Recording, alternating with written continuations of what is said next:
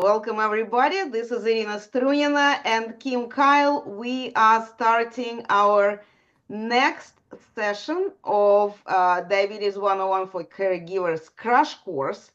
This is where we decided we need to share information with caregivers. Because very often we face this situation when the person who got diagnosis goes to the doctor, gets all the instructions, gets all the recommendations, and when they come home, we ask, how did it go? And they say, good. And like, anything else? Like, yeah, everything is good. And we don't know what the doctor say, what the blood work showed, what we're supposed to focus on. All this information is not shared with us. There could be several reasons. For one thing, uh, our friend, relative, our loved one thinks that we know everything.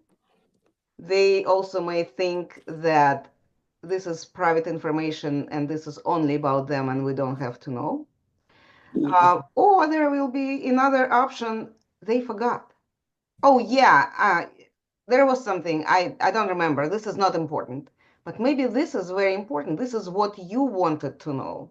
So to fill in the gap between this doctor's visit where you was not and the information that we know is useful. I personally was looking for all this information that was not shared with me.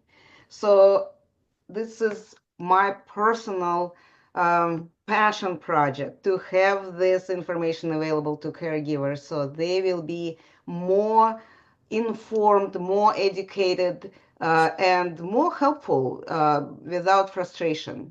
So I I asked Kim if she will be joining me on this project. Kim is the caregiver um, by life. So, plus, she is a registered dietitian and she just jumped on it with a great enthusiasm, said, yes, let's do it. So, here she is. Kim, please introduce yourself. Tell us who you are, where you are, and why you are here. I love that. Caregiver for all. Yeah, I really am a caregiver for all. When my dad was diagnosed with diabetes, it was my one mission for him not to end up like his parents did, where the diabetes just really took over their life and their lives were not great with diabetes. So my dad wasn't going to go down that path. And I do consider, when I see people in my office, I mean, I develop relationships. Like Mhm. I'm going to one of my patients events tonight. She's in a play, and I consider her just a good friend. But I'm her dietitian too, so sometimes she doesn't want to go out to dinner with me. But in my office, I'll have either just the husband, or we have the couple, or we have just the wife, and nobody's there. And label reading has got to be the most confusing thing in the world. And I will tell you, they don't make it easy. I love label reading. I put me in Walmart for 4 hours. I will go down every aisle, look at every label. But people don't want to do that. I want to do that, but not everybody wants to do that. So that seems to be the most frustrating thing, what to look at on a label, how to decipher a label. And I'm not going to tell you everything today that's going to make it super easy. But the last thing I want you to do is spend 2 hours in the grocery store and come home frustrated and defeated and feel like you can't do this. So I'm going to make it a little bit easier on you and show you some things to look at. And we're going to use the whole label. And the label is new. So this is new as of just really 5 years ago. We did have to update the label regulations because I'll tell you guys, it's not very nice to say, but the food manufacturers are not your friend when it comes to the labels. They really are not. They are there to deceive you. They That's are their there to jobs. make profit, and they don't count anybody's health or how much it could cost to people of their health, of their money. The most important thing to get the profit. This is what they're there for, to get the profit. Yep. And just remember, um, there is more of them than there are of the regulators. There's more food manufacturers than there are of the regulators. So if there's a problem, we don't catch it, or the FDA, I don't really know who's in charge of the labels, but they don't catch it for a really, really long time. I mean, it took a good what, 10 years for everybody to stop putting trans fats in their in their food. Now on labels, we should see no trans fats. That's one of the things that we did get rid of. But there's still a lot to improve on, and there's a lot that we can do to make it easier. I do have a presentation that I want to show everybody just to Hold kind of on, walk hold us on. through. Yeah. Before we go to the presentation, I wanted to also, for new people who just starting, to go real quick over what we need to, to be informed about, right? So why labels is important because of it gives us information about nutrition, right? So can you please tell us a little bit about those important three nutrients we need to have in our on our table so our bodies would function in a way that it supports us, not diminishes us. So the main things that we need, we call those the macronutrients. We need carbohydrates, we need protein, we need fat. Those are the macronutrients. These are things that balance our blood sugars and make us feel full and give us fat actually is very important to help absorb certain vitamins that we need. Vitamins Yes. A, E, D, and K are essential.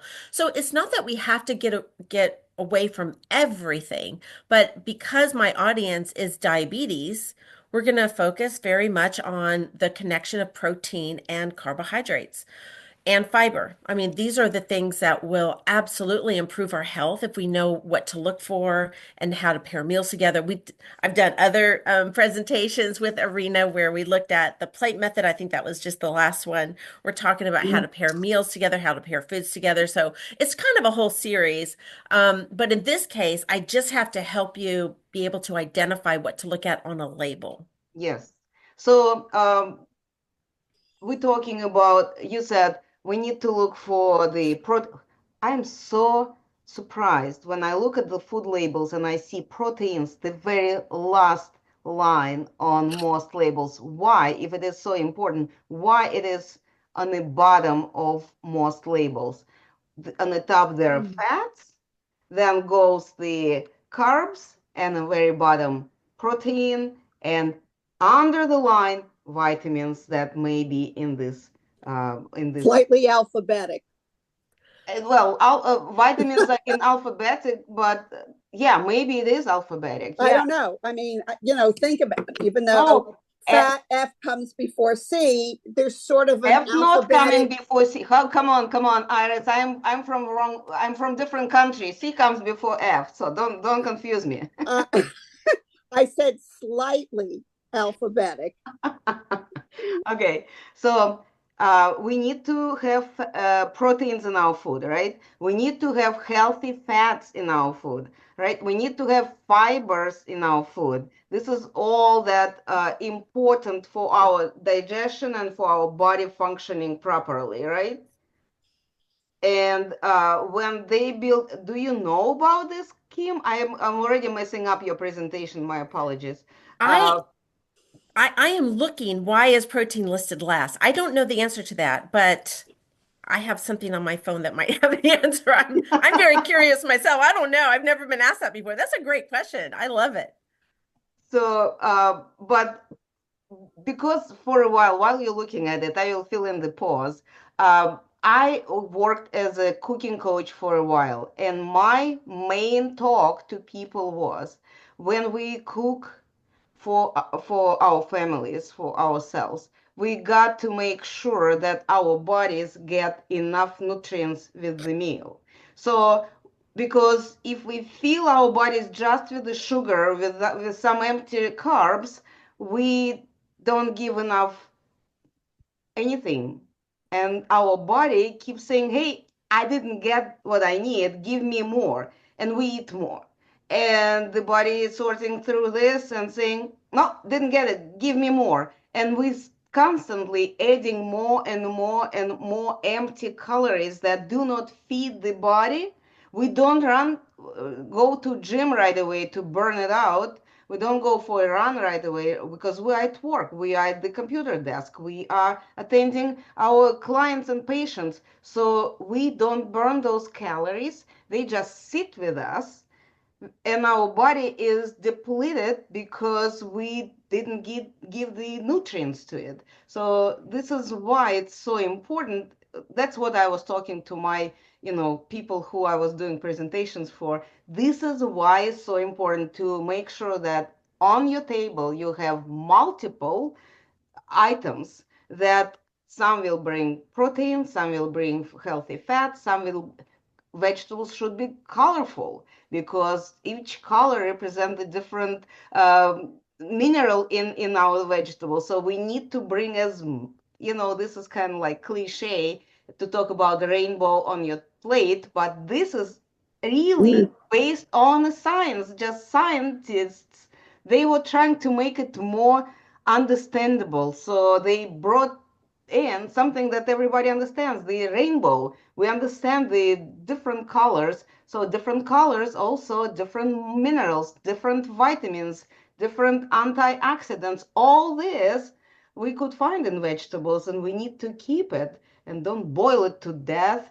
Like sometimes I see people will boil cabbage for hour and a half because they're afraid of pesticides that are hiding in it. Oh, sorry. I agree. So, Kim, You're exactly right, Irina. We can visually, we don't have to read labels. I mean, if all of our meals are just things that are in a box or in a package, we're probably not doing a really great job of nourishing our family or ourselves. My pastime is looking in people's grocery carts when they don't know I'm looking in their grocery carts. Because if my client or my patient comes to the grocery store and sees me, my fear is they're going to look at my grocery cart and see something that I'm just going to be embarrassed by. So I'm telling you, I'm clean shopping, but I'm looking at everybody else's like, how many boxes do they have? Wow, they have a lot of boxes. They don't even have a fruit. They don't have a vegetable. I mean, I don't go up there and say, "Oh my gosh, I can't believe you're just buying boxes of food," but it just makes me really upset for them and their Mhm. family that they don't know the value of bringing in those fresh foods. The fresh foods don't have labels on them. The Yes. label rules are if it hasn't been changed from its natural form, you don't need to put a label on it. So you're not going to have labels on cucumbers and onions and bell peppers and the rainbow, all those fruits and vegetables. There's no labels on that. Um, but I do want to teach you label reading because I've got processed food in my house. I mean, I'm not immune to that. Of course, I'm going to use quick and easy, rice that I can microwave for a Keep it minute. keep in front of you, like right here, then it will, yeah, yeah. Like this makes me so happy because I don't have to cook anything. So I'm going to show you how to read labels and how to discriminate, what would be a better choice because again, you can compare two items and you can make a better choice. So I'm going to give you those tools. Okay, here's the reason why protein is listed last. So the FDA designs the label based on the importance of the nutrition, of the nutrients. So calories we have an obesity epidemic.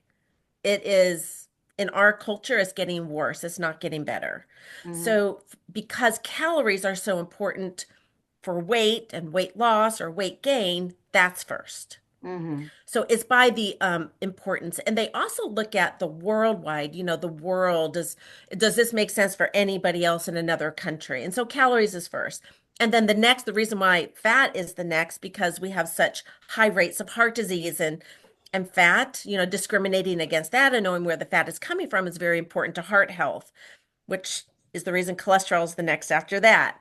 And then sodium, another epidemic is hypertension and kidney disease. And we're all kind of entwined with diabetes, heart Hmm. disease, Hmm. kidney disease. It's all together. And then carbohydrates, because that's another element that we really, need to improve on, we really need to know more about. And the reason protein is last is because worldwide, the least deficient macronutrient is protein.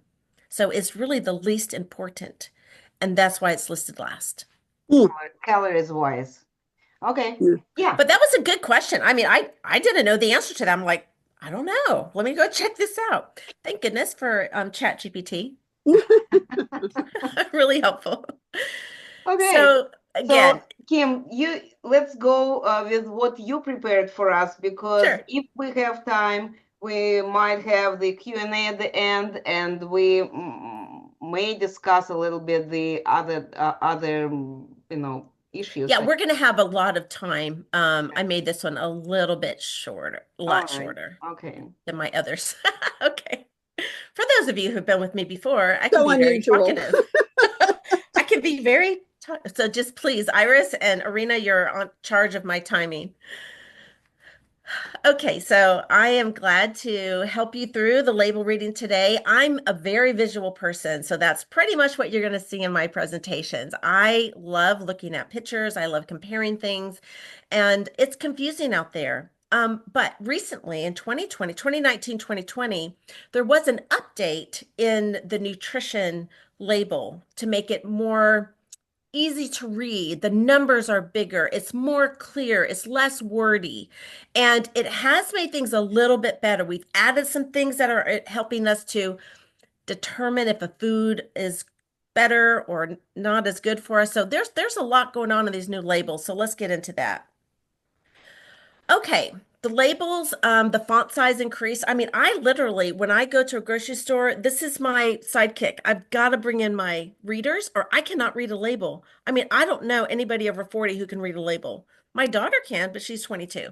But you got to bring the readers. That's the one thing you have to bring to the grocery store, right, Arena?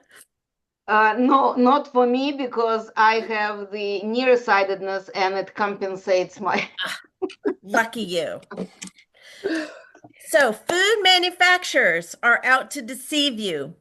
So 20 years, we have the same food labels, and the food manufacturer wants the serving size to be so small because if the serving size is so small, all the other numbers on the label are small.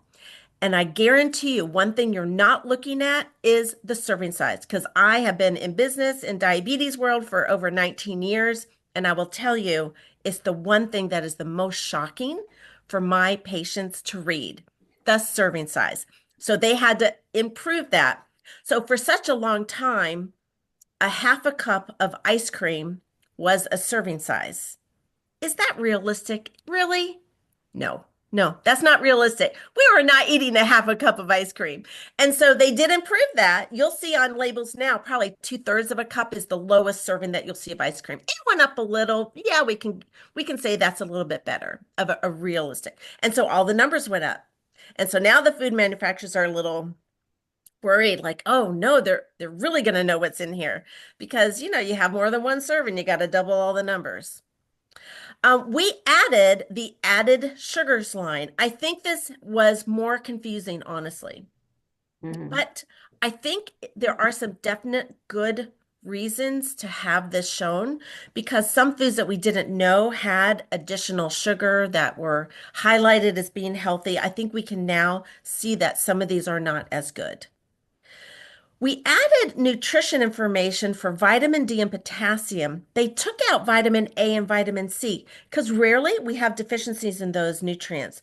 So we traded it for something that's more important for people to understand. Vitamin D, many Americans are deficient in vitamin D. So you want to know if a food is high in vitamin D, and that's why they switched what nutrients to look at. Potassium, absolutely very important for everybody. Heart health, kidney, diabetes. I mean, we want to know what is the potassium. So they changed out the nutrition that they're putting on the bottom of the label just to give you some insight into that product. On a label, it's for one type of person, the person who is on a 2,000 calorie a day meal plan. They had to pick something that's in the middle so they can give you some percent daily values based on a 2,000 calorie meal plan. I think probably everybody has been to 2,000 calories, have been to 1,500 calories, have been to 3,000 calories in a day. So it's kind of in the middle. It's okay to look at the percents, even though that might not be your calorie range. You can still get a good bit of information from those daily percents. And I love it when they have a label and they put the dual columns. This is one serving, this is the whole package. I love that because usually you're not going to eat one serving, you're going to eat the whole package and you want to know the big story. So I'm a big fan of that. If you have dual labels on your product, they're going to show you everything. And I think that's helpful, extremely helpful. So here's what changed. Look at how big that calories is. I mean, they had to make that way bigger. Let's say this is ice cream. This probably could be ice cream very easily. So the first thing that I tell everybody to look at, you got to look at the serving size. If you're not looking at that, you have no idea what you're eating. And this is often missed. Everybody's zooming in on, let's just look at sugar. Let's just look at fat. You're not getting any information when you do that. You have to start with the serving size. And I believe this is ice cream. So let's check it out. 2/3 cup is not a full cup. So if you have a full cup, you might have to do some math, to increase it a little bit. But 2/3 cup would be reasonable. And then we're going to look at the main things. My focus in my world is not calories. I am not counseling people on weight loss. I'm counseling people on blood sugar control. So in my world, we focus more on carbohydrates, fat, fiber, and protein, which are all on here. But I will look at the percent sometimes. Sometimes the percents are very easy to just get a quick look about what is going to be good or not good about it. So when you look on a label and you see the daily percents, you want the worst ones to be under 10%. You want the worst ones to be under 10%. You want the good ones, which is fiber, protein, monounsaturated fat. Sometimes it's listed, sometimes it's not. You want those to be over 20%. So 10% or lower is great for the things that you really don't like in there, like saturated fat, cholesterol, sodium. And then 20% or more of the things we want more of, which is fiber and protein. So you can look at it a few different ways. So in this label, we have 10% from fat. Okay, it's not terrible. Um, I don't look at total fat because sometimes the good fat is added in the total fat. I look at saturated fat. Is that less than 10%? In this case, yes. So this might be a frozen yogurt, I would imagine. Carbohydrates, everybody has their own carbohydrate goal and journey. If in my office, I try to individualize this as much as possible for my patients, especially if they're taking insulin. I mean, there's so much that goes into how many carbohydrates you need in a day. But for the average adult, we're looking at 15 grams to 60 grams of carbs per meal. My guys, my 6'5" guys, they're, physically working, they may even need more carbs in a meal. And so it's individual. But for most of us, we can fit between 15 and 60 grams of carbs in a meal. I hover, for me and my postmenopausal, I hover around 30 grams of carbs in a meal. That's what works best for me. If you're more active, you might need a little bit more carbs, maybe 45 grams of carbs in a meal.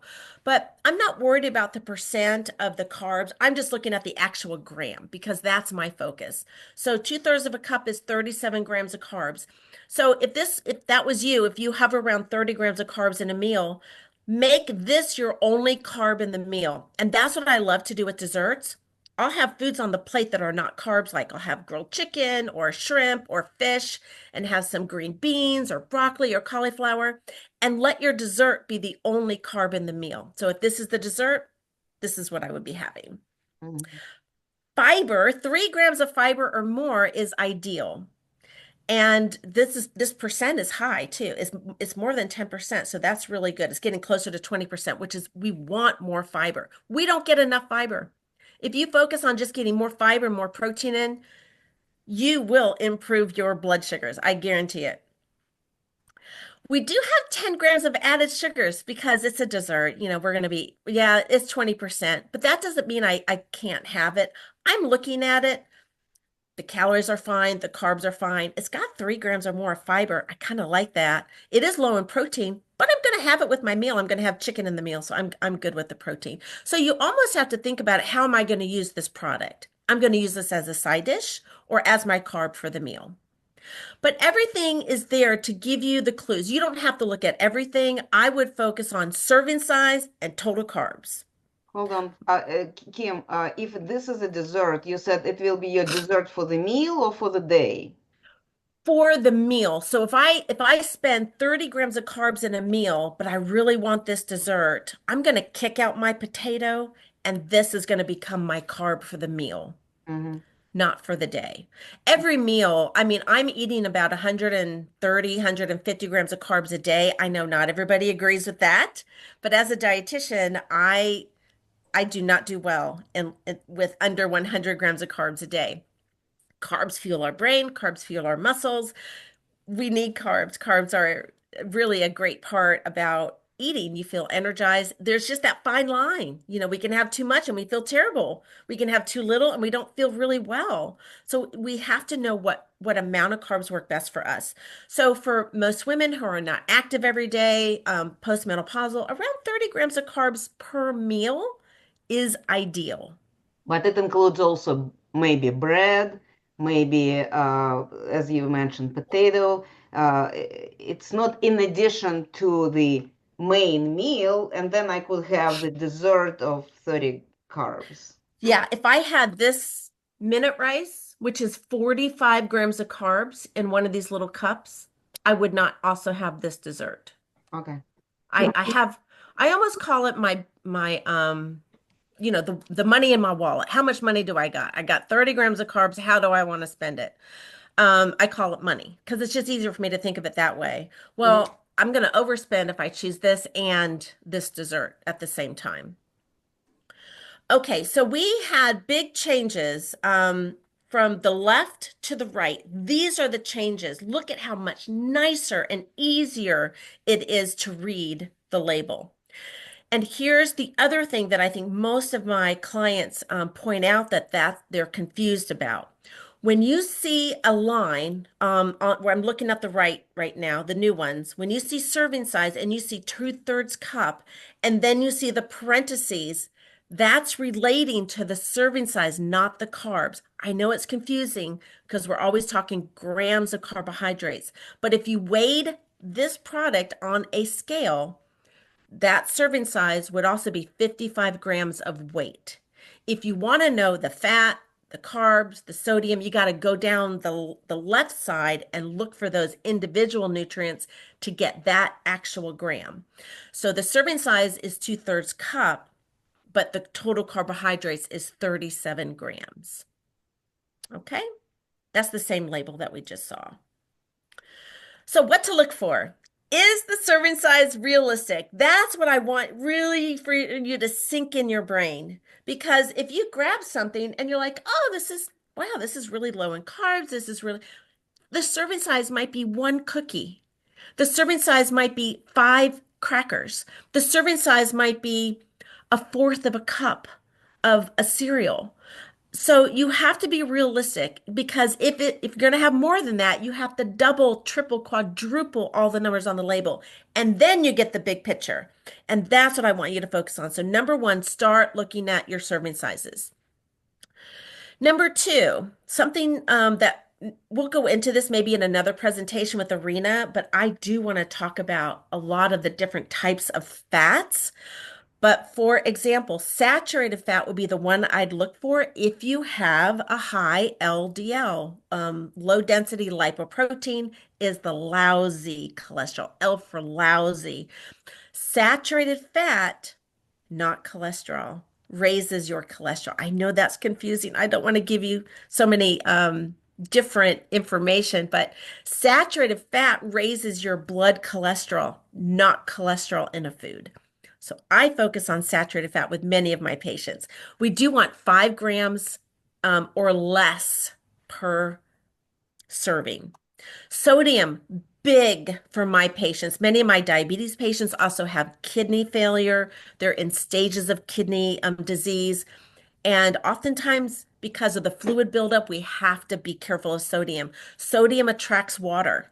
So ideally, for my patients that don't have end stage renal disease, we're talking about just somebody that's watching their sodium intake, less than 800 milligrams per meal, less than 2,400 milligrams per day. And you're going to be so surprised. When we go online, I'm going to show you some restaurant meals. You are going to be, what am I eating? So often I'll have an older couple come in.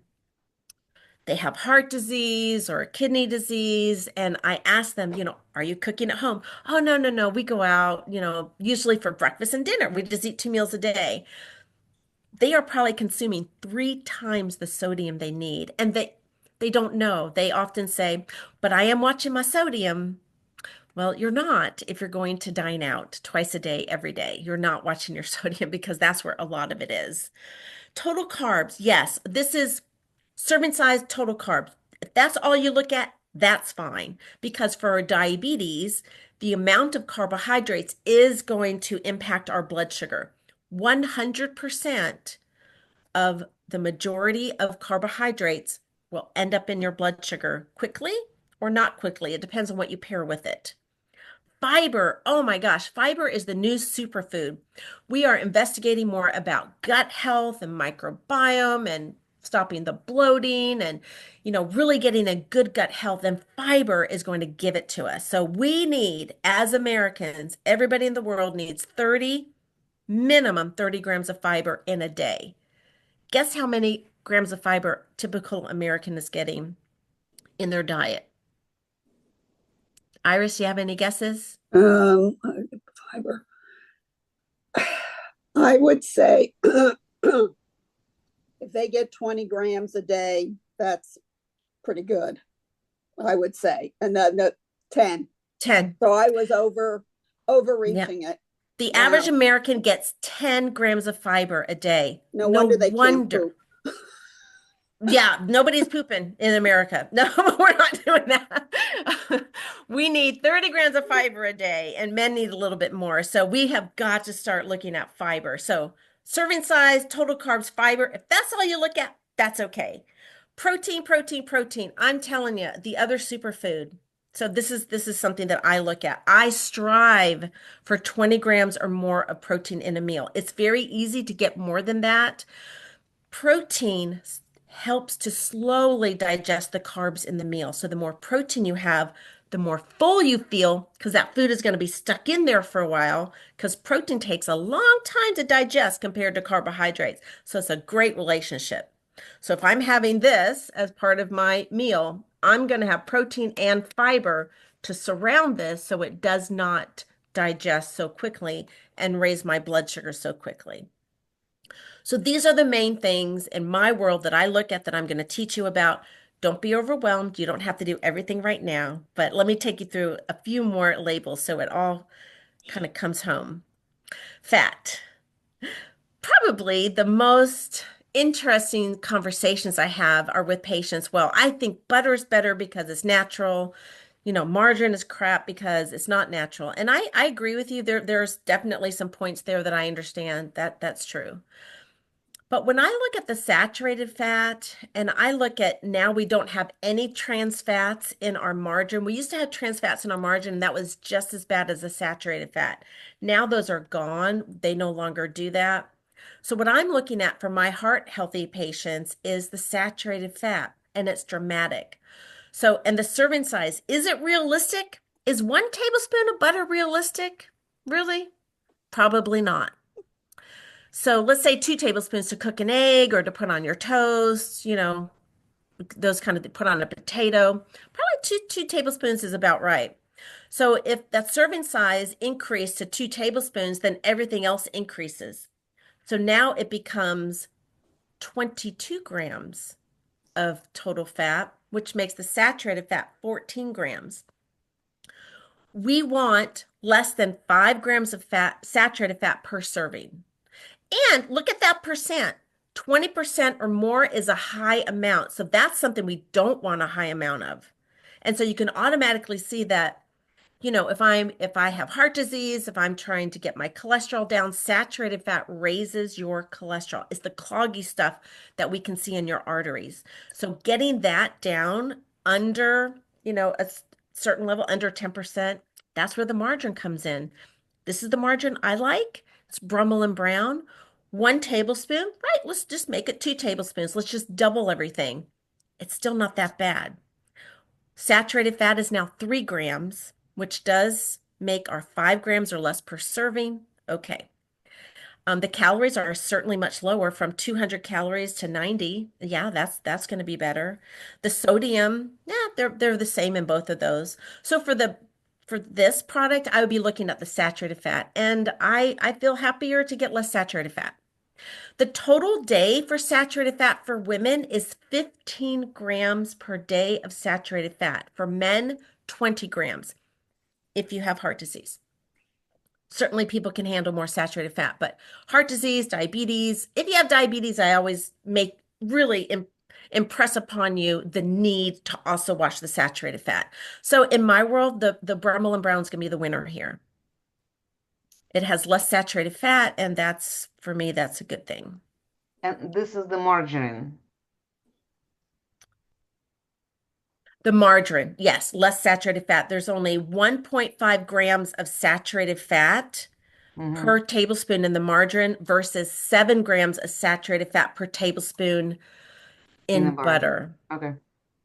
So if you have 2 tablespoons of butter, that's almost all your saturated fat for the day. Hmm. So now somebody who's using that constantly in cooking can see, maybe that's something I can cut back on.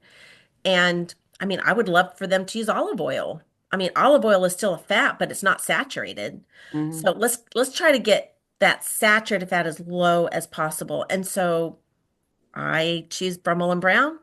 I just like it. You can choose, I can't believe it's not butter. You can choose any margarine that's a soft tub margarine, anything that's softer, like opening it, it's very soft. If it's solid, it's more saturated. If it's more squishy, more likely to kind of melt, it's going to be less saturated. But then we have fat. Everybody's like, oh, fat, fat, fat, fat is so bad. Then we have avocados. So the avocado is a healthy fat. It's something that we want to bring in. And here's what we need to know about this. Is the serving size realistic? Yes. A half of an avocado would be about a half a cup mashed. Yeah, that's realistic. I don't think most people are having a whole avocado. Maybe they are. But let's just say that half an avocado is just fine. That 73 grams in that parentheses, that is the weight, not the carbohydrates. So because it's a fat, let's focus on the total fat. Now, what you see here is just total fat and saturated. Usually, monounsaturated, polyunsaturated fat will be listed, but that takes up a lot of space. So they just give you total fat and saturated fat. Now, there's a big difference, right? There's not a lot of saturated fat in here. It's a plant. Some plants do have saturated fat, so I wouldn't even really be worried about it. But where's all the other 9 grams of fat coming from? Yeah. Probably monounsaturated fat, which is the good fat. If we know what the bad fat is, which is saturated fat, we're going to assume that there's 9 grams of really good, healthy monounsaturated fat in there that helps keep our arteries actually clean and smooth. So Good we're going to, question. This is something I didn't really connect before. That's a good thing to remember. and look at the fiber. Oh, come on. 20%. We know 20% if it's high on the good stuff, that's a good thing. There's 5 grams of fiber in just a half a cup of an avocado. We want at least 3 grams or more in a serving, and this is fantastic. So we're going to get a lot of benefit from healthy fats. And we could just spread this on our toast. We don't even need butter or margarine. This would be a great replacement for that. So you have to understand that if it's a whole food, that's going to be better for you always. Always. Okay. I know some people don't like to buy avocados because they go bad. They can't really regulate it. So the little cups that you can get from the grocery store, those would be fine as well. And Hmm. you can freeze those. You mean freeze your avocado? You can freeze the little cups, yes. Oh, good And then I just idea. take out what I need at a time. That's a great idea. Oh, I love that idea. So if you want to make like a guacamole mix, you just take it out as you need it. Yeah, a little bit before, and it'll defrost pretty quickly. I know that I've seen a bag of frozen avocado for like a smoothie, but yeah, that's a great idea. When I get an avocado and it gets, so it wants to be, you want to have it dark brown and kind of bubbly on the outside. The stem, you lift up the stem. If it's bright green, put it in the refrigerator. It'll stay that way for a while. Hmm. But I Just like like the freezing bananas. part. Yeah, you take those little cups and freeze it. So in summary, when it comes to fat, we're looking at saturated fat. We're trying to get that as low as possible. I really don't even talk about cholesterol because that's not the issue. It's the saturated fat that raises your cholesterol. Sodium, this is big. Any packaged food, I mean, salt is shelf life. Salt at a restaurant, I mean, the food would go bad if there wasn't a lot of salt in it. So that's why it's so salty at restaurants. Salt helps to preserve the food to keep it on the shelf for years. So the more salt it has, the longer it can last in your pantry. But for my diabetes patients and my heart patients and my kidney patients, this probably is not such a good idea. So what we want to look for, can we see the percents? Do you see those percents right now where it says sodium? If it's more than 20%, that's not a good thing when it's something we're trying to reduce. So we're going to look at this as one pie. And these things are tiny. You know, you've seen them, the frozen ones. They're tiny. Um, oh my gosh, you guys, look at that saturated fat. Yeah. You know, we want less than 5 grams of saturated fat per serving. This is almost 3 times that. And it shows it. It's 65%. Of a 2,000 calorie diet, which yeah, that's high. Yeah, so that should stop you in your tracks right there. There's something else that you can find. Yeah, put this away. You don't need this. Look And at the sodium. and so often this is a small pie. It is Uh, small. Very few people eat just that. They Right. add more to it because Yes, you don't feel satisfied after that's you right. eat only this little thingy. That's right. You can make it so easy just at home.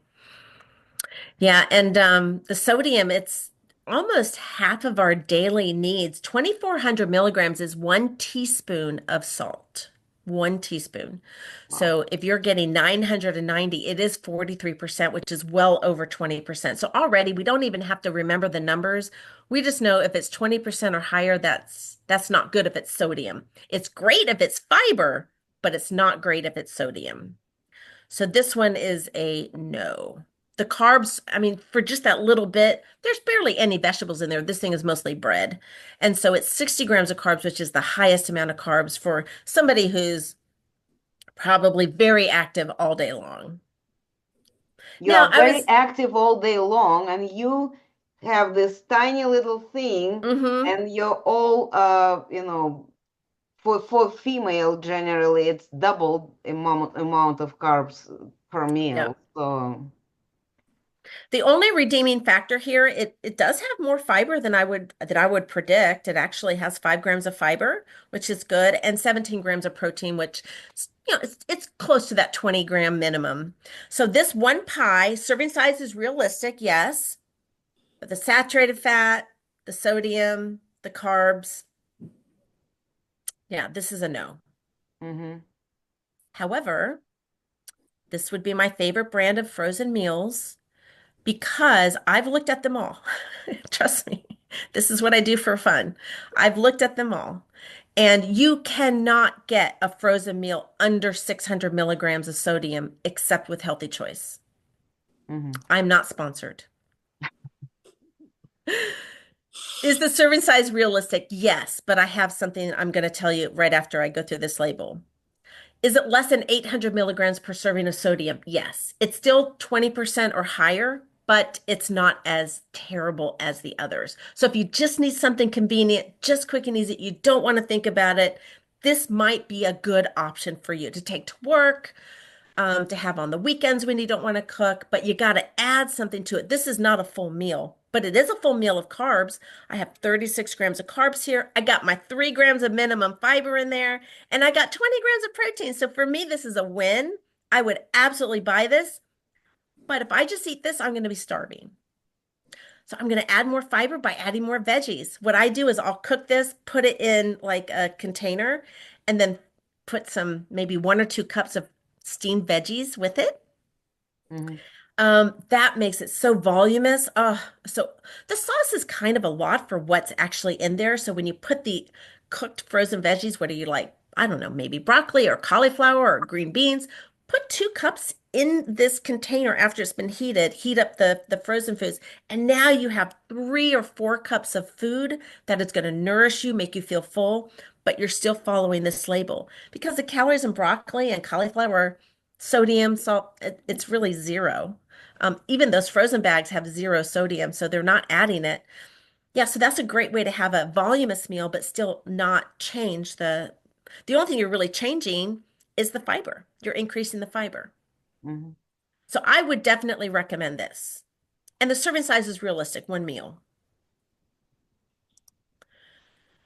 Can we talk chicken broth? Sure. This is so overlooked. So we're making soups and stews in the winter, and we're using chicken broth for other things. It is one of the highest sodium foods that you can buy out there besides oodles of noodles. I mean, there's a lot of sodium in here. So my advice is when you have it available, when you see it in the store, if it says unsalted, that is the only one you should buy. Unsalted will have less than 10 grams of sodium. So let's look at this. 1 cup, that's reasonable. Probably when we have soup, we're going to take about 1 cup of the broth. There's no fat in here as chicken broth. There's no cholesterol. There's no saturated fat. But look at that sodium, 550 milligrams.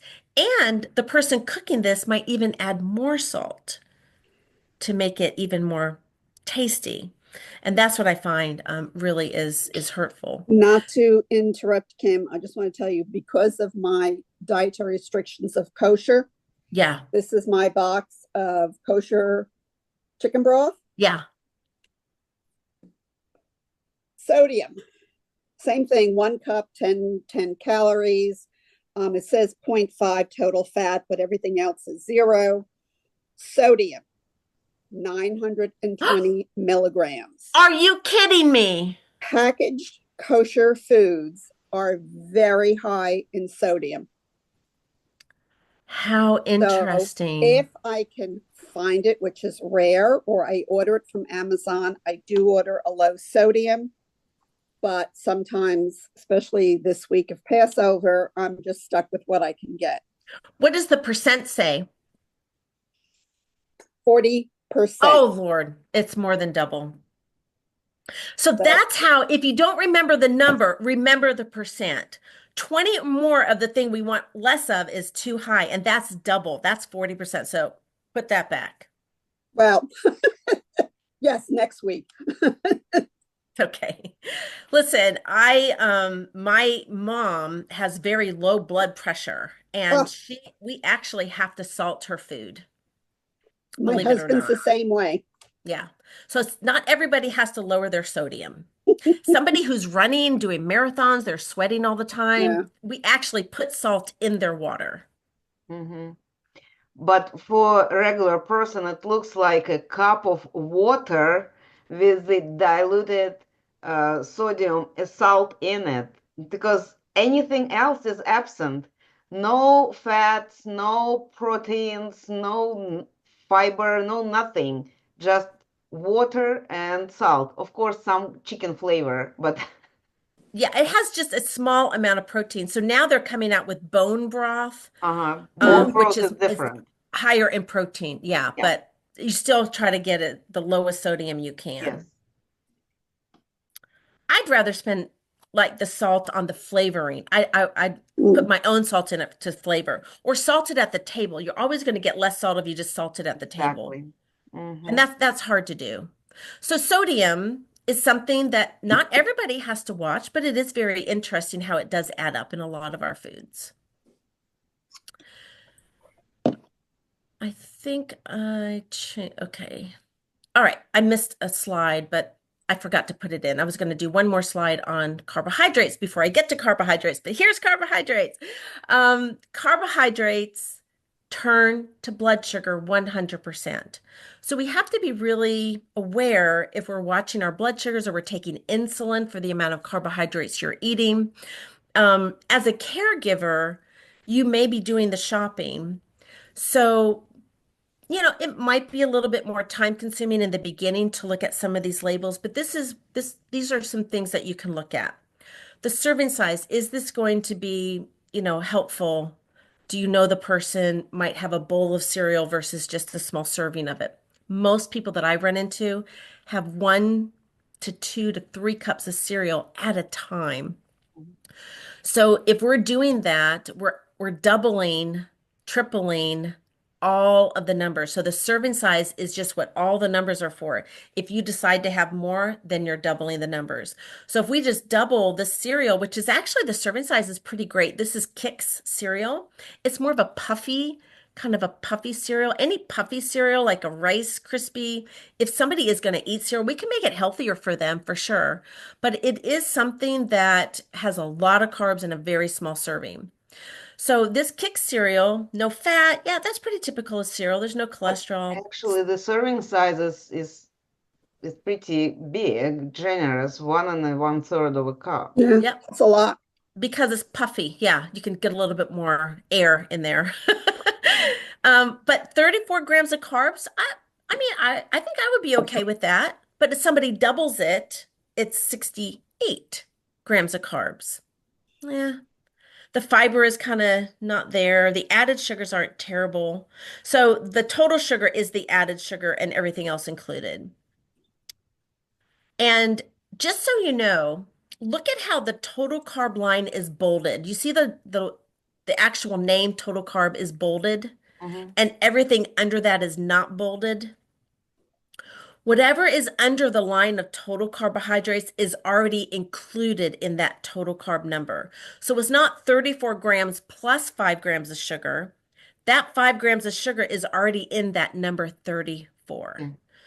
Um, Often people are just focusing on the sugar and going, nope, can't have that. Nope, can't have that. You have to look at everything together under the total carb. There's no fiber in here. I can add fiber. I'm going to add some raspberries. I can add fiber with a half a cup of raspberries is going to add 4 grams of fiber. That would be something great. I could add to that. I can add protein. The milk I put in the cereal can be a protein milk. Right there, it solves my protein issue. So there's a lot that you can do. You could also have some egg white scramble on the side. You could have, some other foods on the side that are high in protein. You could put some nuts and seeds in there. Ooh, you could put hemp seeds in here. 3 tablespoons of hemp seeds increases the protein by 10 grams. So we can fix this up to make it definitely more nutritionally sound, but the portion size has to be realistic. Most people fail at following portion size for the granola. Mhm. That's what the next one is, the granola. 1/4 of a cup, that's 3 tablespoons. Look how this adds up. Okay, so if it's just 1/4 cup, 14 grams of carbs, maybe you're going to put this on yogurt. I think that will be fine. Most high protein yogurts are very low in carbs, so I would focus on that. But if you have this as a cereal and you want to have a cup of it, you have to multiply every number by 4. That adds up to be a lot of calories, a lot of carbs. The fiber, it improves the fiber a little bit, but you're still not getting the balance that you need. It's very carb heavy, can raise the blood sugars very quickly. So just serving size. If there's anything that you're going to take away from this, look at the serving size first, because that is what all the numbers are for. The food manufacturer wants the numbers on the label to be small, so they make the serving size small. They are under some different regulations, but not every food company follows that. There's more of them and there's less of the FDA people regulating it. Here's another one. I don't love the price of this, but if you were to get cereal, this one will certainly be a blood sugar friendly choice. This is Catalina Crunch. They're expensive. If it's not in the budget, do not get it. But is the serving size realistic? No. But if we double it, does it make it, terrible? It doesn't.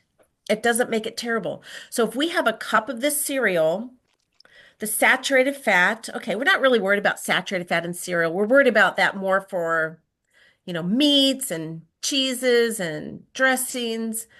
But in this case, there's really nothing, so I don't have to worry about that. Sodium, very, very low for this product. The carbs, not terrible. 14 grams of carbs for half a cup. If I double it, I'm at my ideal carb range, which is 30 grams. That's great for me. Look at what we're going to do when we double the fiber. 18 grams of fiber, more than half of what your daily intake is. That's great. If Mm-hmm. you're eating this just for the fiber, yeah, this is going to help you increase your fiber per day. I love for you to get fiber from natural foods, but we can also use this one as a win. And the protein is going to go from 11 grams to 22 grams. So if I was to choose between the Kix or the Catalina Crunch, if I could afford it, I probably would get the Catalina Crunch. Because for me, I can use an unsweet almond milk that has no carbs, or I could use a protein milk that has very low carbs. That's going to add more protein. So there, I can add raspberries or strawberries or blueberries to increase the fiber. So we're not going to be eating bowls of cereal anymore. We're going to be eating small portions of cereal that make us more full in a smaller serving. And if there's more protein and more fiber, you will feel more full on this. Mm-hmm. I have the chocolate one I use. I just take a handful of it and crunch it up and put it on my yogurt instead of using granola. Okay. If you just use a handful, it's really nothing in carbs. It'll be half of everything on here. Okay. So when it comes to carbs, I focus, I'm presenting to you today a lot of the common questions that I'm getting in the office. Mm-hmm. So when you are out shopping with your loved one or you're caretaking or you're the person with diabetes, these are some of the things that you can look at that will really help you to make better choices. When it comes to chips, the serving size is not realistic. Who eats 11 chips? I don't know. You can count them out. That number in parentheses again is the weight, not the carbs. So 11 chips maybe not be realistic for most people, but it would be great if you can keep it to 11 chips. I mean, we don't want you to have more of that. Let's look at everything else. The saturated fat isn't terrible. 3 grams, if you double it, it's still going to be okay. The carbohydrates, 15 grams for 11 chips. It's not going to make you full. I mean, I can get 15 grams of this, and that's going to make me more full. Mm-hmm. So that you have to kind of weigh it out. But do you want the chips? Okay, let's get them. Can we count it out? That's great. 15 grams would be fine. You could put some low-fat cheese and some ground turkey and flavor it maybe in some low sodium taco seasoning. Maybe make this into a taco, maybe a taco bowl. That could work, but we got to add some protein. We have to have something in there that's going to make us feel full. Because if you're just eating the chips, you can eat the whole bag and never feel full. And there's 8 servings in here. You eat the whole bag, you have to multiply everything by 8. And that's a lot of calories, a lot of carbs, and you're still going to be hungry because carbs never make you full. Fiber, protein, healthy fat. Those are the foods that really make you full. So you're going to be adding that to the 11 chips. We're going to put that on the plate. Add the ground turkey, add the seasonings, add the low-fat cheese, add the tomatoes and lettuce and guacamole dip. Now you have only spent 11 carbs and you've added all of these things to the chips that support your blood sugars. Your blood sugars are not going to go high when you have all of those other foods included in that meal at that one time. So it's okay to buy chips, but think about it. Are you going to eat the whole bag at one time or can you portion it out? Or if you go, so it sounds like these are tortilla chips. And so when you go to the Mexican restaurant, you can have chips there, just don't eat them all before they brought the meal for you, because that's what happens most of the times, right? That is People, a great visual. That's a great point. What do you get when you sit down, even before you order anything, they're bringing out chips and salsa. yeah. Each chip is about 1 gram of carb. So you have the whole basket of the chips, that's 30 grams of carbs right there. And then if you order anything else with carbs in it, that's how we really start to go way over when it comes to restaurants. What else do they put on the table before you eat the meal? Bread? Mm-hmm. Mm-hmm. What else? Well, bread, if you go to Mediterranean store, this will be toasted like flat bread that they have. Mhm. So these are still all carby. I don't know why they even call them snacks, because these are not snacks. Yeah. It's mostly carbs because Carbs make you more hungry. Yes, Okay. they do. And then you order more food. Yeah, I think there's a lot of psychology into what they bring to the table and why. Salted things at restaurants that serve alcohol. Salt makes you more thirsty, you buy more drinks. Yeah, Yeah. it's a business. Pasta, I get a lot of questions about pasta because the serving size of 2 ounces, that's the dry weight. 56 grams of weight in its dry amount. It's like not many people have a scale. So here's what you need to know. 2 ounces is one measuring cup after cooking.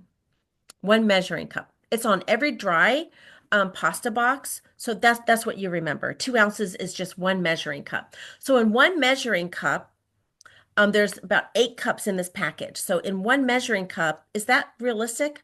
I think so.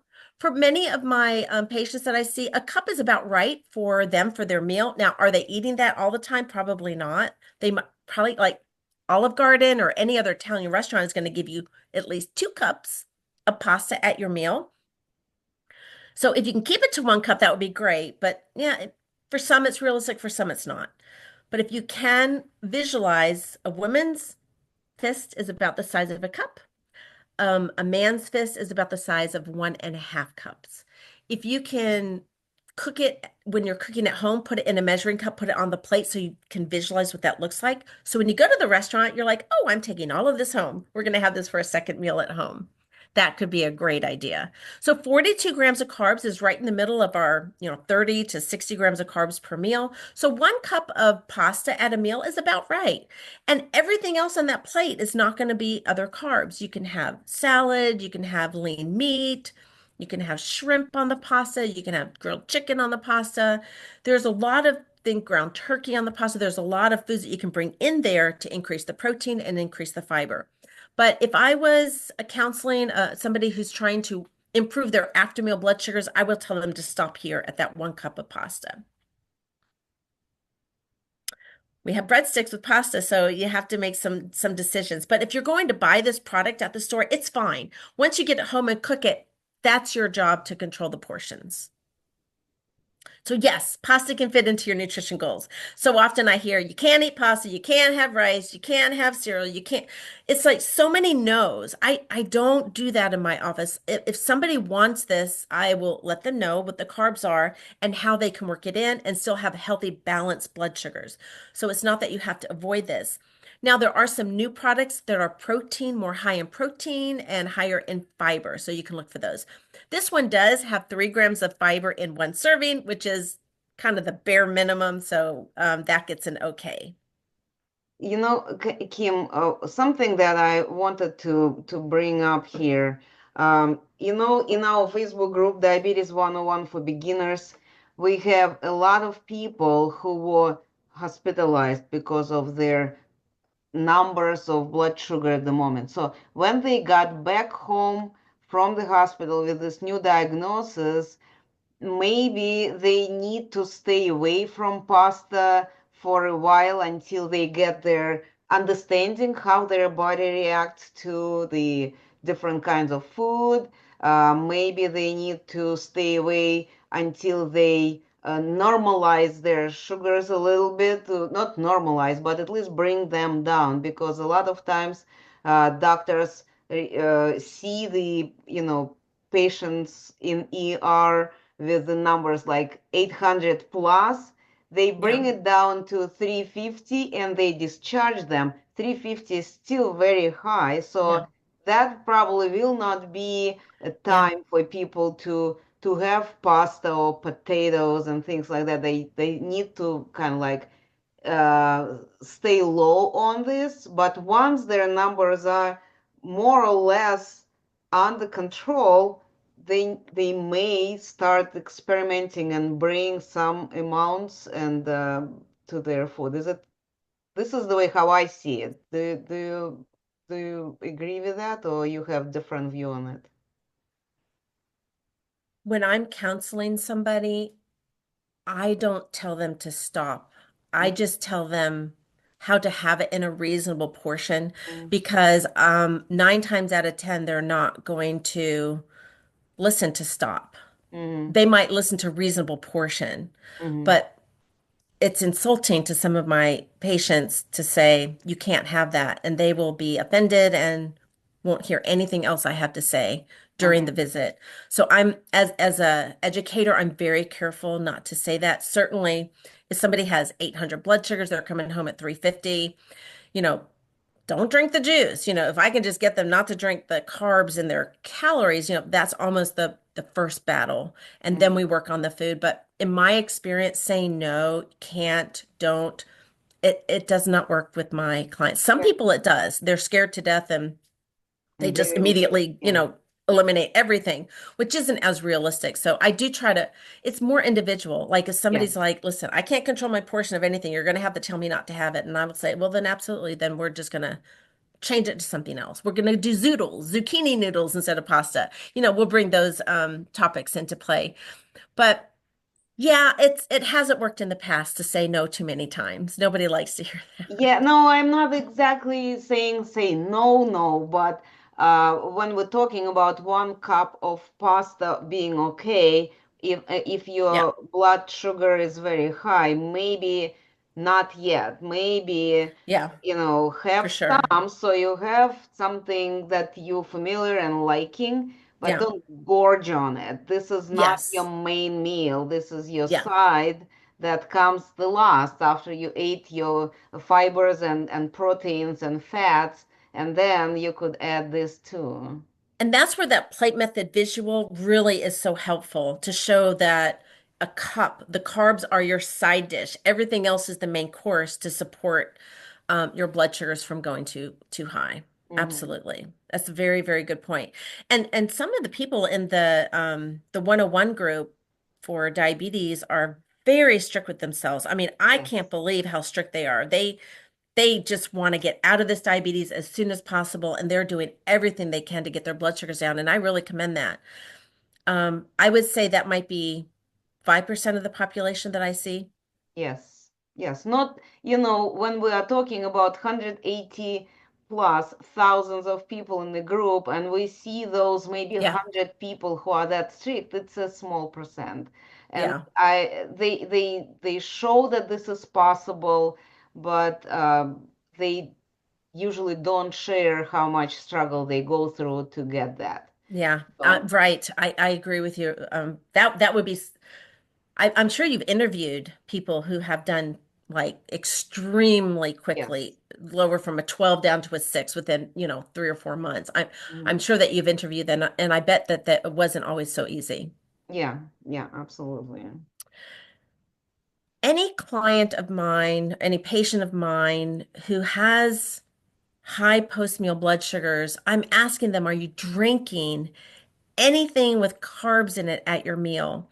And most of the time the answer is, oh yeah, yeah, I just had a little Sprite or I had a little juice or, you know, I recommend if there's anything I'm going to recommend to not have, it's going to be liquid carbohydrates, except if you have a low blood sugar, which is under 70. Yeah, liquid sugars raise the blood sugars quickly. So if you have a low under 70, you need that to happen. So liquid sugars are the way to get there. But if you're battling, are we going to have the bread, the wheat bread? Or are we going to have the juice in the meal? Choose the solid carb always. Chewing and swallowing your carbs slows the digestion. Drinking your carbs, instantly the blood sugar goes up. So I recommend if you're going to have a flavor of juice, there is no zero carb juice. It's 5 grams of carbs or less. So it's not going to happen with juice. Eat the orange. Chew it, swallow it, get the delicious fiber from that orange, get the delicious fiber from that apple. Try to avoid drinking your carbs unless you absolutely have to. So this one is 8 ounces. That's reasonable. The total carbs are 26 grams. So if we're trying to hover around, 30 to 60 grams of carbs in a meal, this is going to take all of it or at least half of it. The sugars are coming from fruit. It's a fruit juice. They just squeeze a bunch of oranges. They're not adding sugar. That's great, but this is just the carbs in this amount of 8 ounces of juice. And this is pretty typical for any juices. They're about 30 to 40 grams of carbs per 8 ounces. We can see here it gives us a lot of potassium, and that's great. But when you are struggling with blood sugar control, liquid carbs are just not going to help you. And we all know about the how bad the Coca-Cola is, and if you look at the like side to side orange juice and Coca-Cola, there is a lot of similarities in numbers there. There are. The one thing, the redeeming quality of the juice is that you are going to get some vitamins. And if you get the calcium fortified juice, some people just want a little bit of juice on the weekends. Mhm. And so if they buy this for their kids and have a little bit on the weekends and they're going to go for like a big hour walk, that's great. You go for a Yeah. walk after having liquid sugars, and your blood sugars will come down very, very quickly. Any movement lowers blood sugars very quickly. So the redeeming qualities here are vitamins and minerals that you're not going to find in soda, but it is the same carbs. Liquid carbs, either juice or soda, are still going to spike the blood sugar. Mhm. I don't mind artificial sweeteners. I'm a fan of them. Many of my type 1 patients cannot drink anything with flavor in it, or their blood sugar is going to go up. So diet drinks for many of my patients and for myself have really helped to broaden our horizons of just water and lemon juice. So if you don't want artificial sweeteners, you're fine. But in this case, I can have a whole glass of cranberry juice for only 2 grams of carbs. For me, that's a win. Mhm. Yeah, I myself personally, any sweetener, even stevia, they leave me with such a aftertaste that Yeah. I would rather have plain water or Yeah. don't have, but I would not have anything like this. It keeps me in the bad mood after a while. And many people feel that way. I know that some people have a digestive issue or they could get a headache. That's usually with the equal or the aspartame. You can get some headaches, but sucralose, which is what this is made of, sucralose is Splenda. Mhm. Probably why I like it because I do use Splenda during the day. But here's an option. Here's an option that's not going to raise your blood sugar. So this is something you can look for. Less than 5 grams of carbs when it's a liquid carb, less than 5 grams of carbs per serving is not going to raise your blood sugar. And this has two. We don't have to look at the fat. We don't have to look at anything else. We just look at the carbs here. And here's an apple. So if you're just zeroing in on sugar, you're missing the whole point. The whole point is to notice that there's 25 grams of carbs in here, 19 are coming from sugar. Yeah, that's a lot of sugar. The juice had a lot of sugar. She said that wasn't good. This is an apple. This is a natural food. Your body is going to slowly digest this. The source of the carbohydrates are healthy because it's natural. So sometimes you have to weigh it out. Apples are good for us. They give us a lot of fiber. We need more fiber. It has sugar in it, but it was born with it. Let's not criticize an apple because it was born with the sugar that it was made to nourish our body. This is the best carb. If you ate nothing but meat, veggies, and fruit, whole meat, non-starchy veggies, and fruit was the only carb for your entire life, you would be the healthiest person walking the streets. Absolutely. And just don't start with the apple. Start with the veggies and meat, and then Yes. wrap it up with the apple. Yes, Arena brings in a good point that often I forget to mention is ordered eating, and it's a big deal. It helps tremendously when you're eating, whether it's the apple or you have the sweet potato or the brown rice or the quinoa, starting with the veggie and the protein first absolutely prepares your body to slowly digest the carbs once they get there, once you start eating them. So that's a great idea. Have the handful of the walnuts, have the apple. So is the serving size realistic? That's what I really want you guys to practice that. Looking at serving sizes. Did the manufacturer try to make them so small that is unrealistic? Look at that. Are you going to have one or two or four? I mean, you got to know. What is the saturated fat? Less than 5 grams per serving or less than 5 grams per serving. Sodium, less than 800 milligrams per meal. 200 milligrams per snack. The carbohydrates between 30 and 60 is about right for my patients who want better control over their after meal blood sugars. Um, Snacks, we definitely want less. Okay, so half of that for snacks.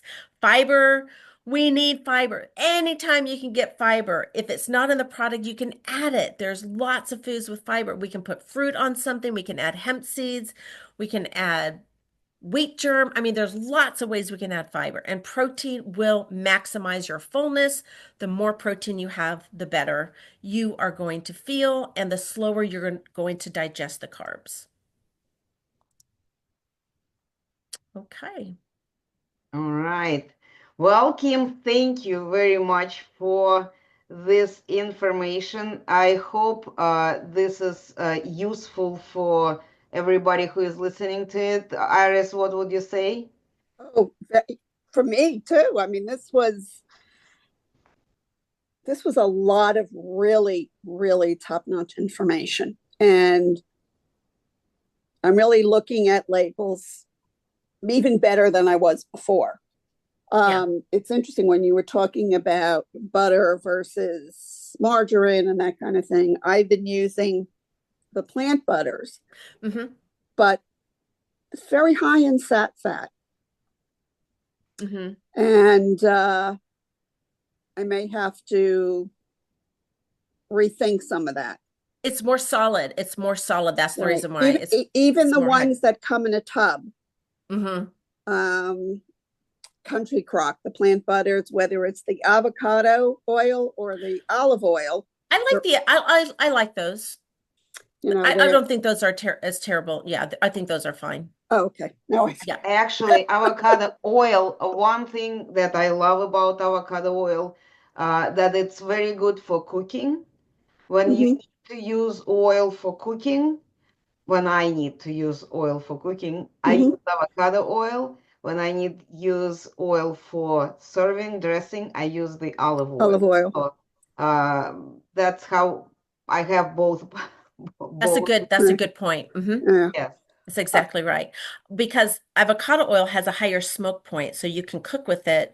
Olive oil, you're going to have all the smoke in your house if you heat it up too high. And Right. breaks up real fast. So you want to use all the goodness that it has in its raw condition. You don't want to, mess it up. Right. The other thing I wanted to mention was that when you say you have a serving of a third in a cup of cereal of that Cdces, and I don't remember what the grams were, but let's just say they were 50 grams in that serving. If you measure out 1 1/3 cups or whatever it is, and then you measure out 55 grams, you usually end up with more. Yeah, 55 grams is more precise. The weight is going to be more precise if you Right. weigh it on a scale. If you've got time to do that.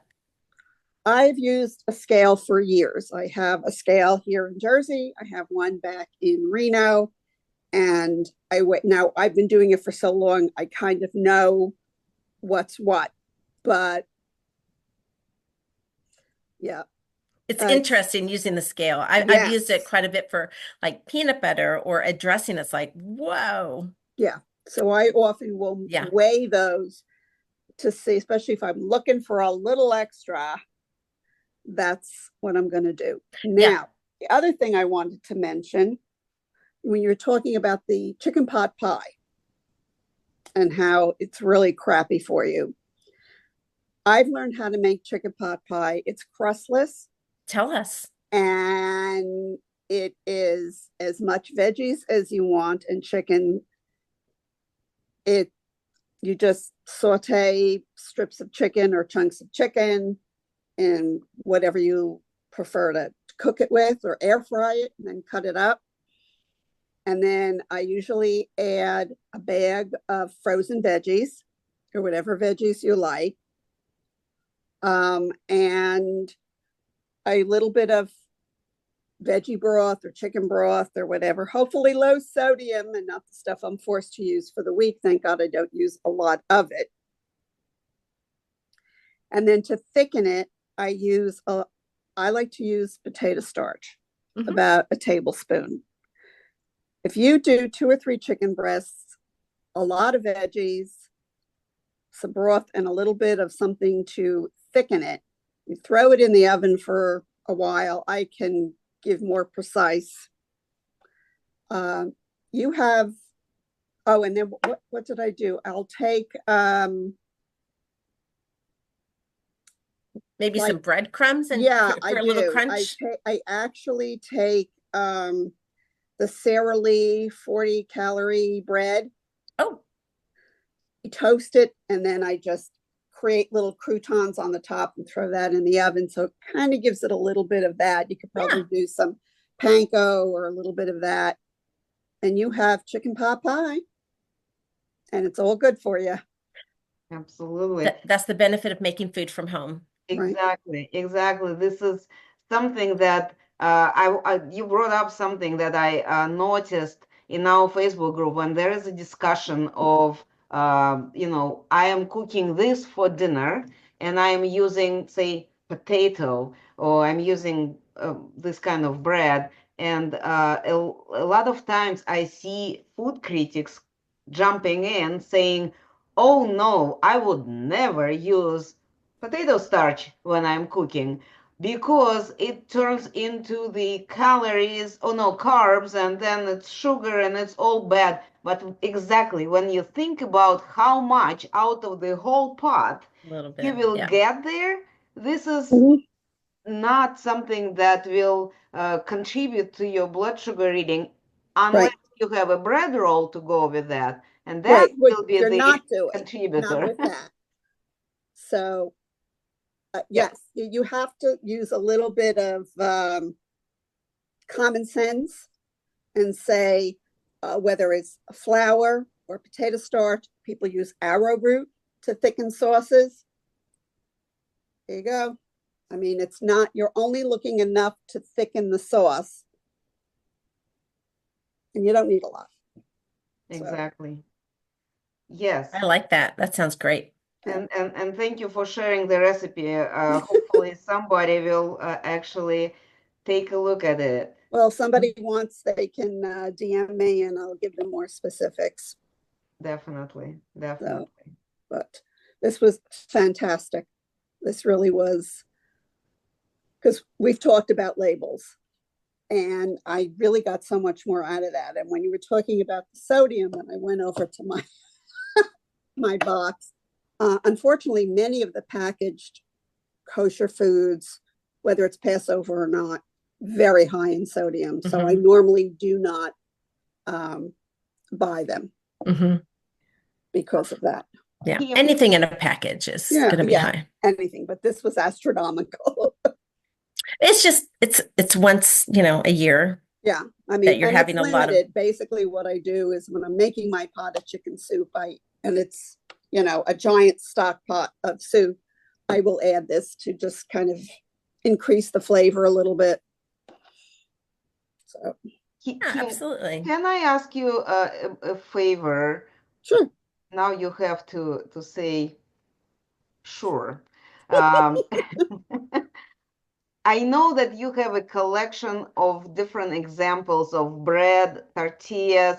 This is something that people, when they start thinking that they have to change their, the way how they cook, what they eat, they start searching. What examples can you give? You gave us what to look at, but what examples of different food items you could recommend? And if you have it handy, I could chat a little while you maybe will go and grab it if it's handy somewhere to recommend people what to buy and why this. It's easier for me just to go online and to show you Okay. because it is one of the products I don't have in my house because I'm a gluten-free girly, so I don't even have bread here. But I do have those high fiber tortilla wraps, which are amazing. And I'll show you why I love those so much. So we'll just chit chat. So, Iris mentioned, and I don't know if Debbie has any questions, but Iris mentioned that she uses the Sara Lee bread, which is what I recommend because the Sara Lee bread, if you look for the one on the label, now you can't believe everything you read on the outside of the label, but if you find the label that says 40 calories per slice, You will be into a bread that has very low carbs for two Mhm. slices. So the Delightful 45 or the Delightful 40 by Sara Lee is a good choice. Hmm. And when I'm shopping, I go to Walmart. So if that's okay, I can share my screen. Sure. I'll You've show been you sharing that. your screen anyway, so I have to apologize, ladies, because I live with my grandkids. They keep coming downstairs and looking for snacks and can I it's do this okay. and can I do Iris, that? So I could mute you, and this will be just a simple thing. You could still hear us, but we will not hear what is going on there. You got it. Okay. So this is the one I think that Iris was talking about. Hmm. It doesn't say that number 40, but let's look at the label and see what the label gives us. Probably some better information. If we can find the label. Sometimes you have to look around at Walmart for the label. But it Let's should take a look. say, if it's not here, it'll say here at the bottom. It should say that it will have 11 or 12 grams of carbs per slice. Here's the nutrition facts. Yeah, right So there. two slices. This is what you want to see. If you get bread, you want to see the serving size is two slices. That's amazing. Two slices is 18 grams of carbs, and we are getting our more than 3 grams of fiber in that serving. And it's very low in sodium for bread. This would be a win because usually the bread is 15 to 20 grams of carbs just for one slice. Hmm. And here you're getting two slices for just 18 grams of carbs. This is a win. Okay.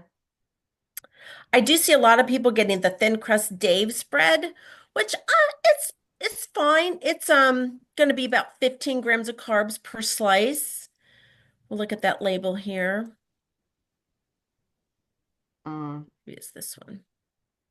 Oh dear. yeah, try, there is a magnifying glass there. Yeah. Here we go. So the serving size is one slice. And sorry about my cursor. It's 14 grams of carbs, 2 grams of fiber. So either way, I mean, this is 28 grams of carbs for two slices. The other one was only 18 grams of carbs for two slices. Hmm. Yeah, Dave's killer bread is often recommended by our members. Yes, it is. think it's I think it's more expensive. You can find something else. You can get that delightful 45 and still get the same amount of fiber and not pay, $3 or $4 for it. I don't buy bread, so I don't even know what the price is these days. This is something that I love for my patients to try because it's not bread, it's a tortilla. If you can put everything in the wrap and not have the bread in one tortilla, you can get all your meat ingredients or your sandwich ingredients, and you just have one tortilla, is 19 grams of carbs. But look at that. Look, look at that fiber. How is that even possible? It's 17 grams of fiber, which is really going to keep you full. It's going to add to your daily total of 30 grams of fiber or more per day. There's some protein in there, 6 grams of protein. I'm looking at the percents. There's fiber, 61%. We want more fiber. That's more than 20%. That's 3 times more than what we would normally get in a product. is this the same for whole wheat versus regular? This is different because anything that says keto on the front of the package, just remember that that means high fiber. Keto is high fiber because keto people like to say 0 carbs, 2 net carbs. And in reality, in dietitian world, we honor the carbs. We count the total carbs. It's wonderful that fiber is in there, but it doesn't mean it's 2 net carbs. You're still eating 19 grams of carbs. It Hmm. still does count the 19 grams of carbs. So, but it's not going to have as big of an impact on your blood sugar simply because there's a lot of fiber in there and fiber slows digestion. You put some protein in there, Maybe you have some grilled chicken and some cheese and you add some avocado and lettuce and tomato. You're going to have a lovely wrap that's going to make you full. We're adding protein, we're adding more fiber, and you can have just this one wrap, maybe a side of fruit on top of a Greek yogurt. That's going to make you full for hours. For And hours. cool thing about tortillas, you could use them as a base for your pizza. So you load it with a lot of cheese and meats and veggies and stick it in the oven, and you have a pizza that is not going to hurt you that badly. Yes, I definitely love those. That's a great, great idea. Yes. I see it, the other one that I like is the Extreme Wellness High Fiber Wraps. That's about the same nutrition facts. This one is a little bit more, I guess, pricey, but they're about the same. So it's Yeah, one tortilla. This one has 20. My cursor isn't allowing me to make that better. Sorry about that. but I Okay. saw there's 18 grams of fiber and 19 grams of fiber over there, so it's a Yeah. 25 grams of carbs, 18 grams of fiber. Yeah. But you're right. I mean, you could put that on a cookie sheet, put all your pizza ingredients and bake it. You could have two of these. Then you're getting 36 grams of protein. I mean fiber. That's amazing. And then you're getting more fiber probably if you add, those healthier toppings like, well, you could put black olives, you could put tomatoes, you could have a side salad. I mean, there's ways to mushrooms. add fiber even more. So this Yeah, this will make you full, very, very full for a very long time. yeah. Is there anything you wanted me to look up, Arena? Well, can you bring up some of those protein pastas? Because I know that sometimes people are not that adventurous to look up the pastas that have the some peas or some, I don't remember what other ingredients that pastas are made of. In addition, what you see like this protein pasta, what it is. Okay, let's look at the Barilla because that's a very common Yeah. group, and this is actually still pasta, so it's not something like the other one that was on there is palm noodles. Palm noodles, I don't know that I've ever had palm noodles, but I don't think I want palm noodles. I think if I'm gonna have a noodle, it's gonna be a noodle. It's hard to see this image. I don't know how else I can make it bigger. Let's try. It might be better just to scroll down. When you're at Yeah, Walmart, can just you scroll scroll down down. and see they may have this Yeah. table. It's right here. So remember, 2 ounces means 1 measuring cup cooked. There's no saturated fat. This is pasta. The carbs are 38 grams. Oh, that's a winner. We got 10 grams of protein just in a cup of this pasta. And look at that percent. We are going to get our higher amount of what we want more of, which is the protein. I don't know why the fiber doesn't have a percent, but that 5 grams of fiber, this is in 1 measuring cup. That's a very good choice. And look, they even tell you what's soluble and what's insoluble. Hmm. I don't think that really matters. 5 grams of fiber is very good. Yes, this brings a lot more protein, Arena, than a typical pasta. This is a very, very good choice. Can you show this again, please? What pasta we're looking at? Yes, this is the Barilla penne, whatever the protein pasta is from Barilla. Mm-hmm. Mm-hmm. It's in the yellow box. Okay. Is there anywhere the writing about the, no, probably not the keto thing, keto logo.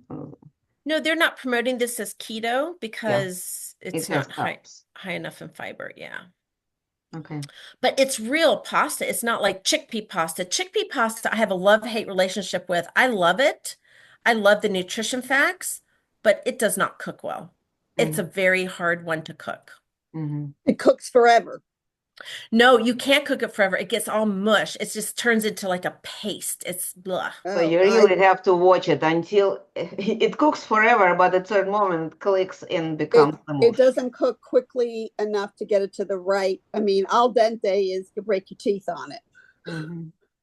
Yeah, for sure. No, Yeah. I just so we know the comparison. So if we look at the regular pasta, the Barilla regular, I think that we're going to see a big difference. Well, we'll just look at the rotini. So the difference is the nutrition facts. We're looking at the protein. So there's 10 grams of protein in 1 cup of the protein pasta. What is the protein here? It's 7. Not that bad I either, don't Mm. know. It's kind of it's pretty similar, would you say? but the fiber is lower. Yeah, the fiber is a little bit lower. Yeah, and these are the things that you want to look at. Is it an excessive? Is it super, super high compared to the regular pasta? Not really. Because you're going to put protein on pasta usually. So you're going to add protein to that, Mm. which is what the goal would be, Mm-hmm. to add protein at the same time you eat this. And try to eat this, like Irina said earlier, mid to late in the meal, not the first thing in the meal. Yes. So it's really not that much difference. And it's just 3 grams of protein more, which is great, but I could put another scoop of, turkey meat on top of the posset for that, for even more protein. A couple shrimps. Yes, and a couple shrimps. That's right. These are the palomini noodles. This is not a noodle. It will not taste like noodles. It'll taste like it's palm hearts. Yeah. Okay. So they But are from the palm, made of palm plant. yes, They're not good. hearts of palm. So it looks like noodles, but it's not going to taste like noodles. So don't buy this thinking it's going to taste like noodles because it does not. So Uh, here's the nutrition facts for these guys. It looks like it probably would still be a cup. I bet if we looked at it, it would be 1 cup would be a serving. It's only 4 grams of carbs. It's definitely not a lot of carbs at all, but you guys can try it. What about those rice noodles? Because I know that this is big in Filipino cuisine and many, other Asian cultures, the rice noodles, the clear ones. What Hmm. are they? Let's see here. Like the Thai Yeah, like the Thai thin kitchen. rice noodles. Okay. So this is a product I have not had. It is gluten-free because it's rice, so that's good. So let's look at the nutrition facts down here. Always scroll down, you'll find all the nutrition facts you need. Here we go. You probably are, yeah, right here. So there's four certain, we're gonna say that They it's have those little, usually they have 4 servings for a container. They usually have kind of like balls of pasta, like rolls, like little nests. yeah. So So I it's the guess. same carbohydrate amount as pasta. In 1 cup cooked, which I believe 45 carbs is 1 cup of cooked rice. Hmm. So this is rice noodles, but it has the same high carb content. It's low in fiber, it's low in everything else, but you can add protein to this. You can add fiber to it. So if you want to have the rice noodles, Bye you bye. can. Bye It's just bye, something. Iris. Bye-bye, dear. Good to Bye. see you. Thank you. Happy Easter. Happy Easter, dear. You can make it work. Yeah, you can still make it work, but it is very I it's got still another 2.5 days, 2 days, so I can do it. I'll see you next week. Yes. Bye. Bye. And then I got to get to this. Okay. Yeah, it's no sodium at all. So that's great. But yeah, it's still high carb. Any starch, whether it's rice or pasta, it's going to be about 45 grams of carbs in a cup after cooking. Okay. Uh, since we're looking at all this, this is the challenge that a lot of times people afraid to eat, and I see it very often in comments when people saying, "I don't know what to eat. I am, don't tell me that only eggs and salad, this is all I can eat." So, what about the, like, say, quinoa? Yes, quinoa. I love minute rice for that reason because I'm not a cooker arena. So I do like to buy some of these convenience foods. And here's the great news about it. If we can find the nutrition facts, I will tell you this is the minute rice in the one little cup, just like the one I have here. Hmm. The 1 cup is 1 serving. And let's see, the sodium is very low. For a packaged food, the sodium is very low. It's less than 10%, which is very good. the carbs are still going to be up there at around 40 to 45 grams per cup. Um, but it's portion control. So it's easier to have it already in a portion instead of using your own spoon to portion it out. We usually are pretty spoon heavy. We might portion too much. So this is a great way to stay in control. I don't mind a 30 to 45 gram carb meal, but around it, we're going to add foods that are not carbs, Yes. veggies, protein. We're going to make it look like the plate method, try to get all those foods in, and then have the rice as the side dish and maybe eat it last in the meal or mid to last in the meal. Now, if you scroll up a little bit, I have a question for you. Do you know where the fat comes from? This is rice and Probably quinoa. there might be some oils in there.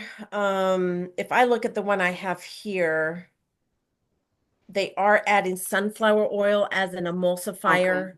Okay. So that's probably where the fat is coming from. A sunflower oil, because it's easy to package. Sunflower Yes. oil is very accommodating for packaged foods. Okay. Okay. All right. But if you cooked your own rice, you wouldn't have it in That's there right.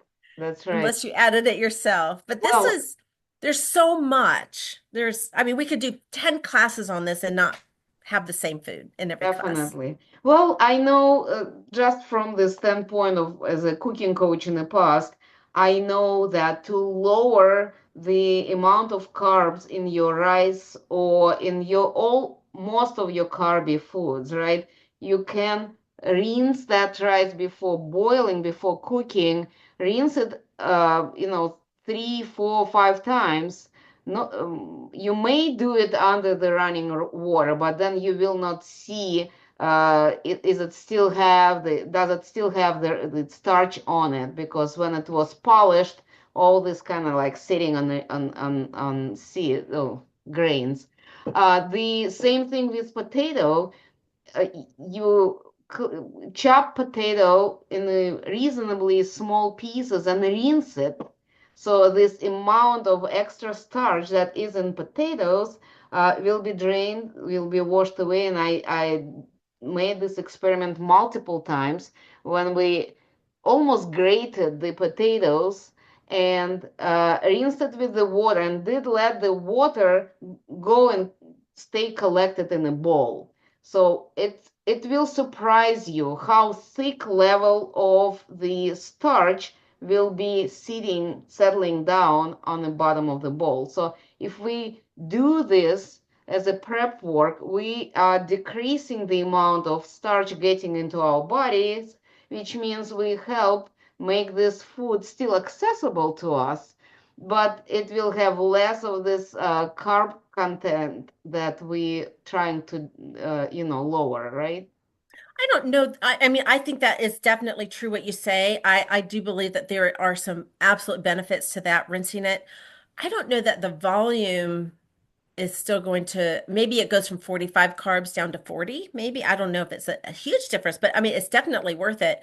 I think the refrigeration process, we're learning about that now. Refrigerating those starches overnight and then reheating it the next day for a meal might definitely, it's the same carbs, but they don't raise the blood sugar as quickly. And that could be the same thing you're describing about rinsing it as well. You know how it's interesting, because I am, and you probably noticed it yourself, because we are in this area of information already for years.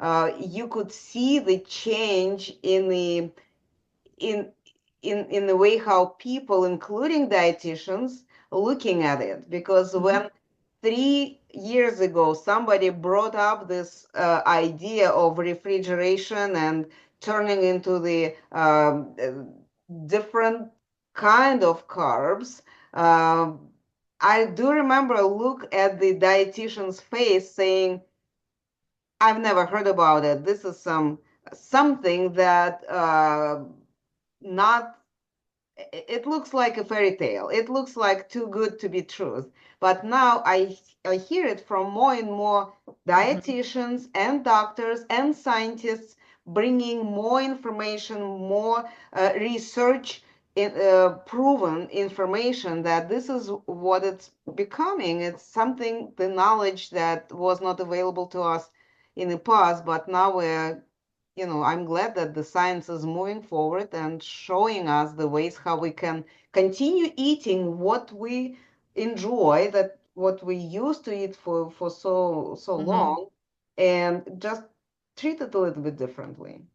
Yeah, I agree. We have so much access now to the research and we can look things up just on our phone where we would have to go to the library before. So this is revolutionary, absolutely, for people to know what's in the food and some of these different tricks that they might not have known before. I agree. Absolutely. Well, I wanted to, Debbie, if you have any questions, please don't hesitate to come on and ask. We have another 12 minutes here, so please let us know, or you can type it in. Don't have to unmute yourself. You can just type it in. Um, and I just wanted to remind everybody that these videos that we are making, it's every month. This is Kim and myself, we took this on us, and so far we are doing it. We do these sessions every month, and we are recording it, of course, and I put it on YouTube.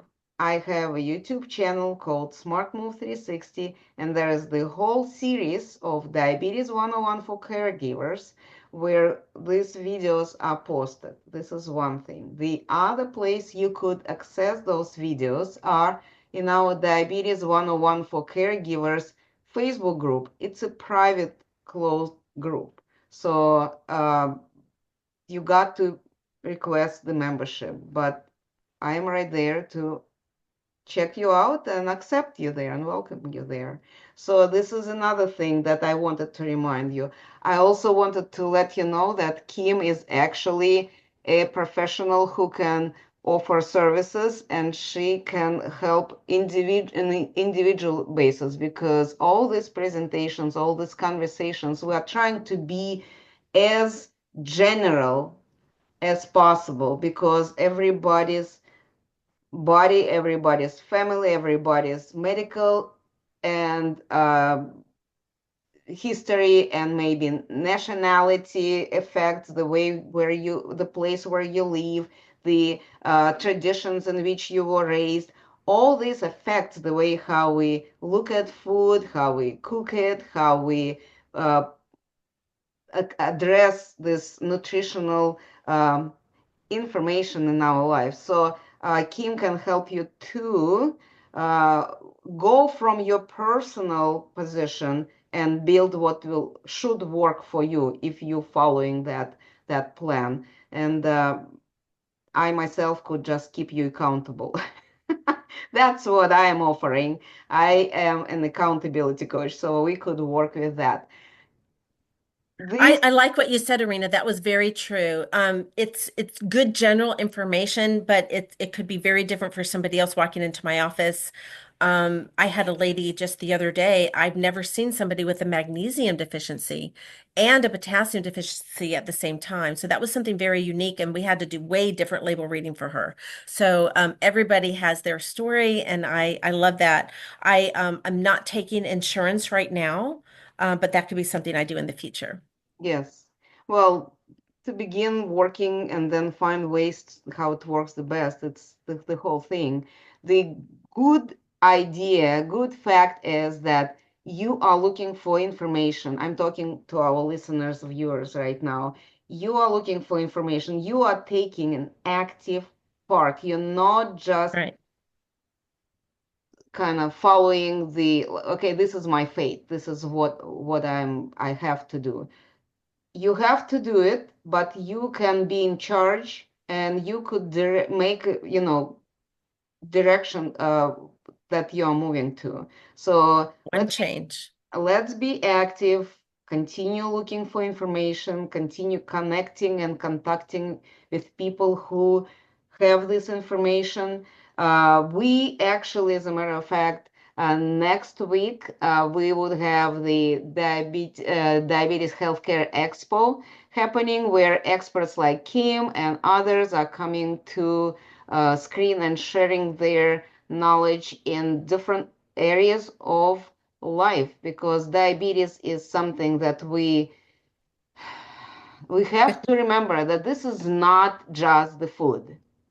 This is also the way how we live our lives, how we control the stress in our lives, how active we are in our lives, what our relationships with people who we live, who we have in our lives, what how active we are participating in social life. This all affects the way the course diabetes takes in your life. So this is what this diabetes healthcare expos are about, and we do it regularly. I used to have it 6 times a year, every other month. I am moving to having it once a quarter, but because we added this Diabetes 101 for Caregivers segment, so we could cover a lot of this here for those who interested to learn. Um, Kim, the next time you brought it up today, so let's go over it next time and consider the fats and Mm-hmm. what is affecting cholesterol and what Yeah. kind of cholesterol. So this is something that a lot Yeah. of people are asking in the group. A This good is one. something that people very often, by mistake, depriving themselves of, Yes. and we need to remember about the importance of healthy fats in our body, how they actually Yes. supporting our health. And let's go in more details on this topic. So this will be something that Oh, I love that. Yeah, we absolutely. look What forward date will to. that be? What It will date? be last Saturday of the May. May. So it's So that'll be actually the 31st. oh cool. 31st of May. Yes, 31st of May, same time, 10 a.m. Eastern Standard, and we will talk about it. Anybody who will watch this presentation before then, you are invited to join us in Zoom, so you could actually ask your questions live, like today myself and Iris did, and you could type it in. You can ask it with using your voice. And we are wrapping up. David, any questions? Maybe not. Maybe next time you will brave up and participate more actively.